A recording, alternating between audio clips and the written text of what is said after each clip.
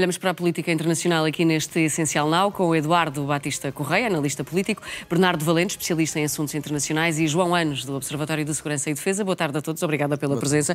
Eduardo, começo por si. É mesmo uma semana muito importante para esta definição de um tratado de paz com a Ucrânia? Elas são sempre muito importantes. Relembrar que Donald Trump dizia anterior também seria, que não era tão importante resolver o tema que ele resolvia em 2 ou 3 dias. Portanto, em 24 horas primeiro. Estamos sempre a assistir a essa postura. O que é facto é que as posições de Zelensky e as posições de Putin dificilmente encontrarão uma interseção suficientemente robusta para a assinatura de um acordo.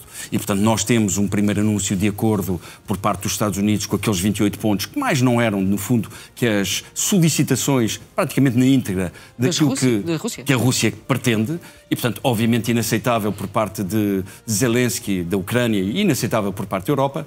Bom, aparentemente, nestas conversações, nós ainda não temos o verdadeiro resultado do que é que estas conversações têm, mas estas conversações, no fundo, aproximam, evidentemente, um qualquer papel daquilo que Zelensky e a Ucrânia mais querem. E o que é que Zelensky e a Ucrânia mais querem? Uma capacidade militar que a Rússia não admite que a Ucrânia tenha, uma adesão à NATO que a Rússia também não admite que a Ucrânia tenha, e a cedência de território que Zelensky, desde o primeiro dia, diz que não, porque caso contrário, mais valeria irmos a 22 de fevereiro ou 23 de fevereiro de 2022. Ora bem, e no fundo assinar um acordo aí. E, portanto, tudo o que aconteceu, entretanto, não serviu de nada. E, portanto, é muito difícil com Zelensky e Vladimir Putin, um de um lado e outro do outro, chegarmos a um acordo.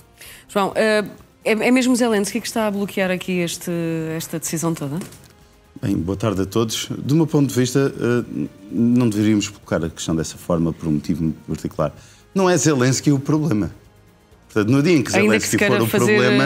parecer isso. Sim, qualquer presidente legitimamente eleito num regime democrático que queira proteger a soberania do seu país, a sua integridade territorial, aquilo que foi uma conquista europeia que começou em Westfália após anos e anos de uma guerra religiosa que destruiu 25% da população europeia e que enunciámos estes princípios, no dia em que a pessoa que personifica essa vontade, essa ambição de uma nação que é a Ucrânia, de fazer a sua guerra de independência para se defender do ataque da Rússia, no dia em que ele for visto como um obstáculo e o problema, no fundo eu compreendo essa visão, mas nós vamos estar a ir para uma situação em que nós hoje vamos aceitar que aqueles que lutam pela liberdade são um obstáculo à paz que nós, descansadamente na outra ponta da Europa, gostaríamos de ter, para não termos que vir aqui tantas vezes discuti-la todas as semanas, é um bocadinho desgastante para todos, temos que compreender isso,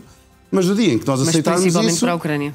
Como? Mas principalmente para a Ucrânia. Naturalmente, no dia em que aceitarmos isso, vamos aceitar que hoje, dia 1 de dezembro, em que comemoramos o grito para a nossa restauração da independência por Dom João IV, esquecemos que essa restauração de independência em 1640, que é uma página e meia nos livros de história atual, com muita pena minha, foi apenas o início de um processo e de uma guerra pela independência que durou 28 anos. Portugal hoje é um país independente, é importante que os telespectadores... Eu estava exatamente a pensar nisso. Tempo na Ucrânia vamos até 2050. Dá tempo suficiente para todos nós nos reformarmos, mas é importante ter esta noção. Isso é que é a demonstração.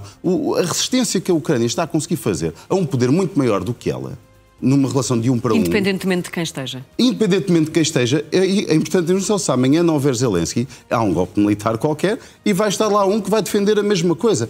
Porque é um grito de toda uma nação pela sua independência e pela sua liberdade. E nós, em Portugal, fomos muito solidários uns com os outros durante 28 anos de combates constantes, tanto nas antigas colónias como aqui no nosso território, no nosso retângulozinho aqui desta ponta da Europa, em relação à Espanha.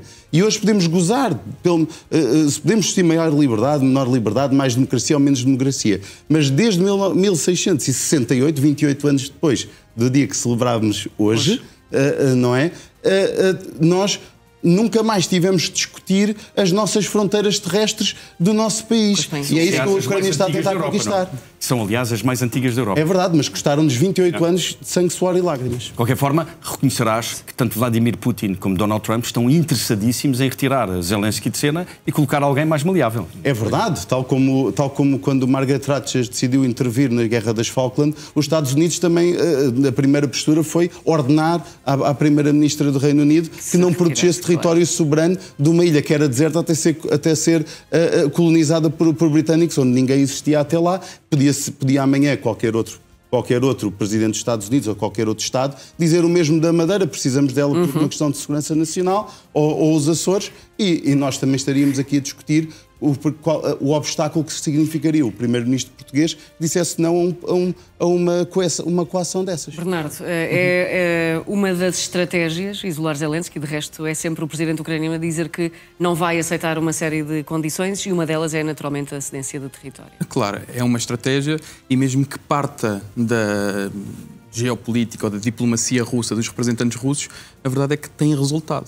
E resulta não apenas para a Rússia e para aquilo que é a narrativa da Rússia, mas também para os aliados do Kremlin que estão dentro da Europa. E repare-se que Orbán foi logo a encontrar-se com Putin e certamente que falaram sobre a possibilidade de quem é que vem a seguir, quem é o sucessor de Zelensky e qual é a possibilidade de retirar Zelensky do poder.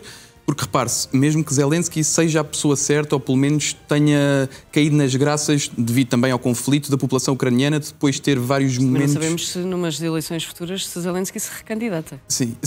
Ele já afirmou que não o faria. E parece-me difícil que ganhe se decidir ao dia de hoje. No entanto, é pernicioso, é prejudicial para a Ucrânia. Porquê? Porque primeiro ele tentou aquela reforma do governo, porque sabemos que a corrupção na Ucrânia e a narrativa da União Europeia é que a corrupção na Ucrânia é endémica e por isso é que também empurramos um pouco com a barriga a adesão da Ucrânia e de outros países. Aqui há a União Europeia, não há NATO. E Zelensky tenta reformar primeiro ao retirar aquele que era o Ministro da Justiça e colocá-lo na energia. Esse ministro recai sobre si essas suspeitas, portanto essa alegação de corrupção com a Energoatom do Mindich, que também é ele amigo de Zelensky, e aos poucos parece que estas alegações de corrupção se vão aproximando de Zelensky. O exercício que gostava que fizéssemos aqui é, e se amanhã, como é que fica a paz na Ucrânia e o território na Ucrânia, se amanhã uma destas alegações recair sobre o próprio Zelensky?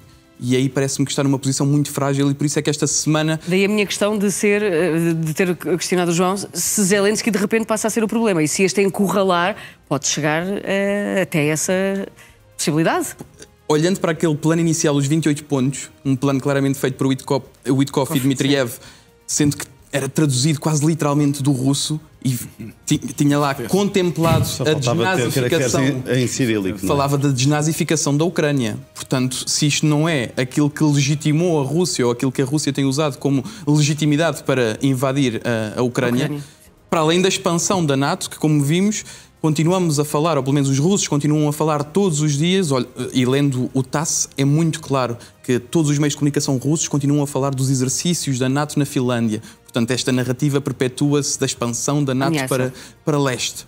E, portanto, quando assim é, e Zelensky estando nesta posição de fragilidade e os europeus tendo uma dificuldade crónica, primeiro, em perceber quem é o responsável da diplomacia europeia, e depois em perceber quem são os países que realmente apoiam a Ucrânia de forma indubitável, que olham para as fronteiras da Europa como as fronteiras da Ucrânia. E não parece que sejam todos mesmo dentro da coligação de vontade.